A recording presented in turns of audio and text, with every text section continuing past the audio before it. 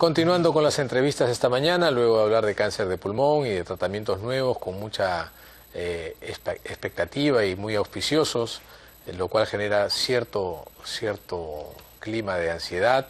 Vamos a hablar precisamente del trastorno de ansiedad generalizada. Tenemos un invitado de primera para conversar acerca de ello, es el doctor Michael Kavar. Él es médico psiquiatra, está trabajando hace algún tiempito acá nuevamente en el Perú, ha venido de regreso. Y él nos va a explicar específicamente en qué consiste este trastorno, cómo es que deberíamos hacer un abordaje terapéutico, a qué personas necesitamos empujar para buscar una ayuda, a quiénes podemos ayudar directamente con lo que podamos hacer alrededor de la vida de estas personas que a veces la tienen muy limitada precisamente por estas crisis ansiosas que no los dejan tener pues una vida de relación productiva de la manera más eficiente.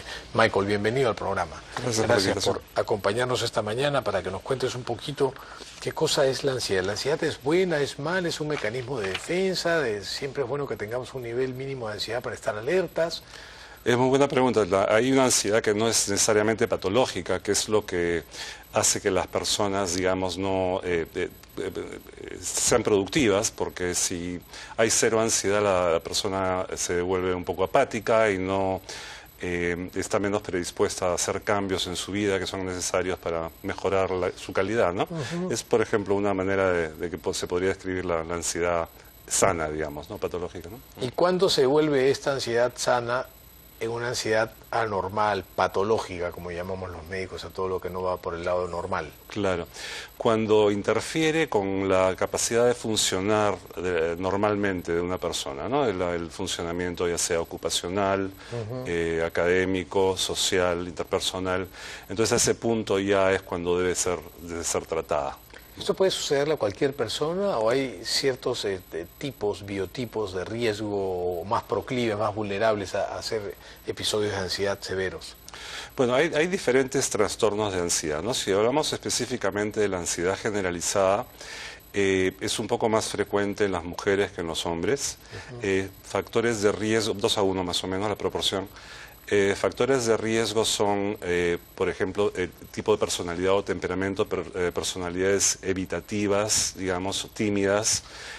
Otros factores de riesgo que se pueden considerar son, por ejemplo, historia de eventos traumáticos en la vida de la persona, también nivel alto de estrés no controlado.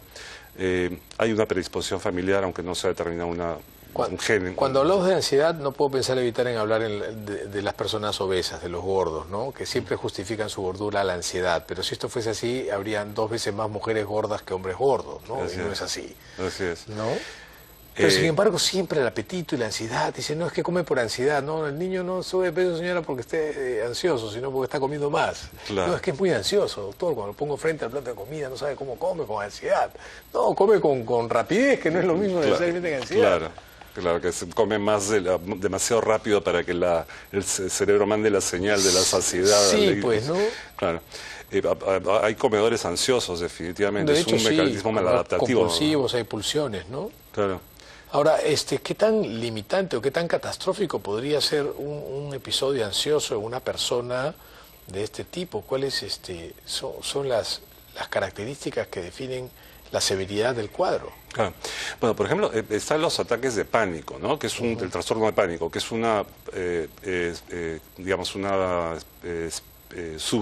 un subtipo de ansiedad que está caracterizado por ataques súbitos, ¿no? A veces no provocados sin razón aparente, en que hay cambios fisiológicos con taquicardia, sudoración excesiva, sensación de falta de aire, sensación de muerte inclusive, ¿no? Esos son, y la gente va muchas veces a la emergencia porque piensa que está teniendo un evento cardiovascular, van 2-3 veces a que les hagan electrocardiogramas, etcétera, un workup, ¿no? Cardiológico, hasta que se concluye que no hay una base orgánica cardiovascular, sino que es un trastorno psicológico.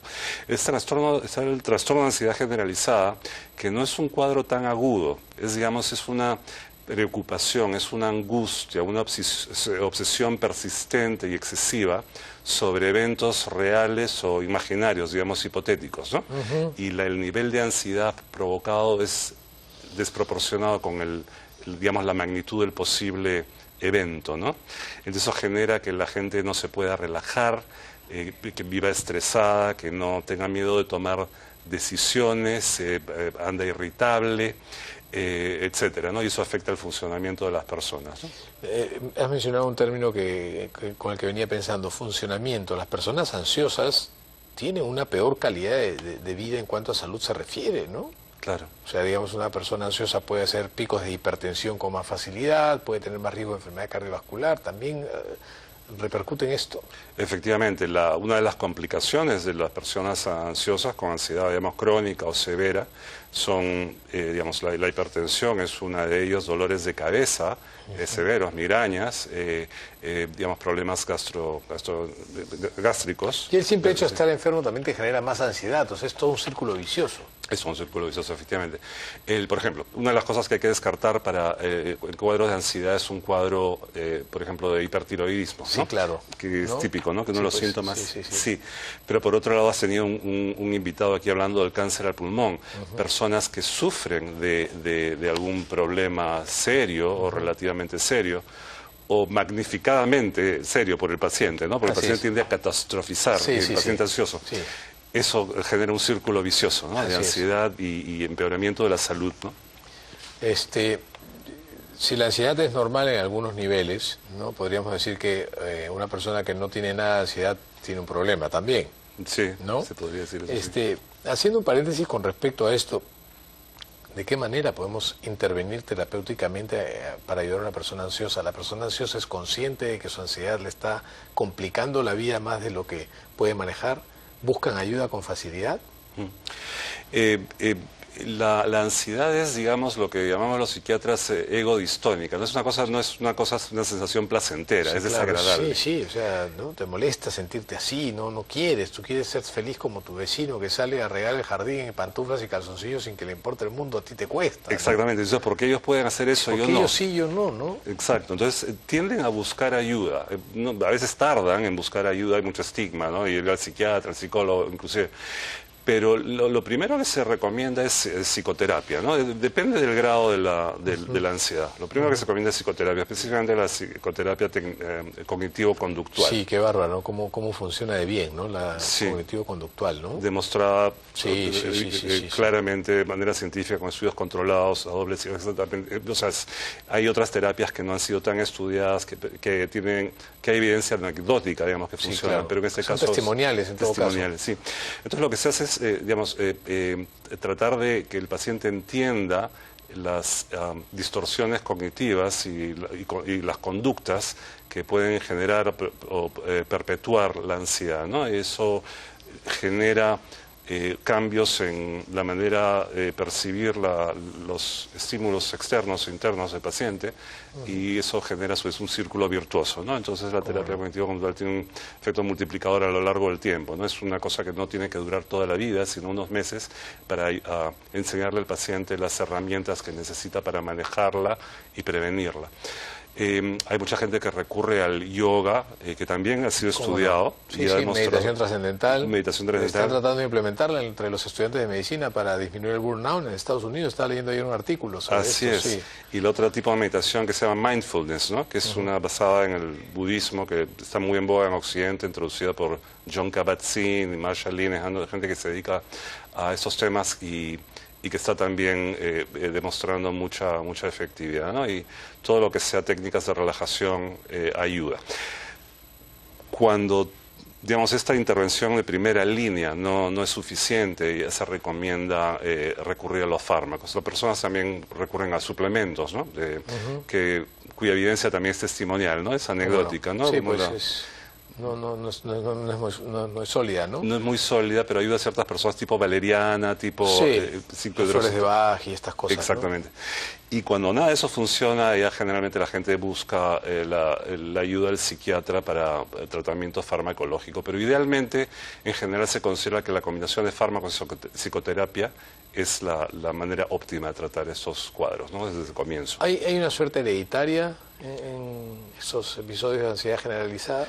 ¿O es una cuestión de aprendizaje? Exactamente, se considera que es una cuestión de aprendizaje, conductas aprendidas, más que transmisión genética.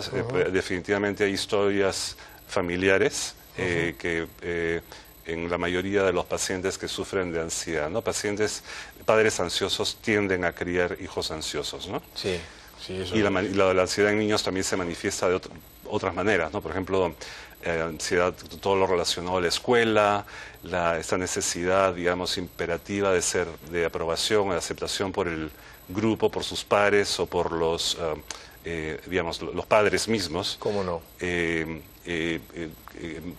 Miedo irracional a los temblores, ¿no? Tiene sus particularidades. Tiene sus bemoles. Claro. Michael, te agradezco muchísimo, el tiempo Sí. es tirano, tenemos Sí. que seguir conversando acerca de esto. Me gustaría conversar acerca de depresión y el manejo de la depresión. Sé que hay novedades terapéuticas e intervenciones de las cuales tenemos que conversar más adelante. ¿Cómo no? Un placer tenerte acá en el programa, muchas gracias por haber Gracias. venido. Soy el doctor Michael Cabar, médico psiquiatra, hablando sobre el trastorno de ansiedad generalizado. Nos vamos a una pausa y volvemos con la última parte del consultorio de la buena vida.